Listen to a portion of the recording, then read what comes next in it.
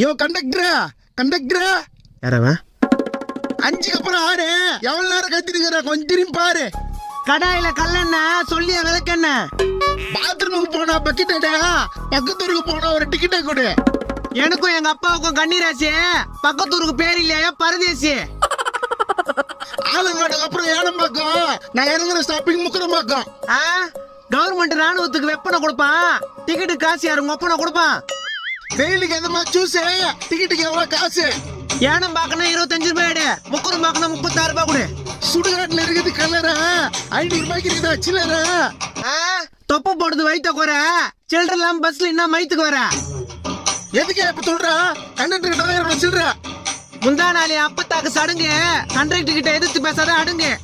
Duty முடிஞ்சதும் காசு என்னவ? நான் டிக்கெட் எடுக்கல என்ன பண்ணுவ?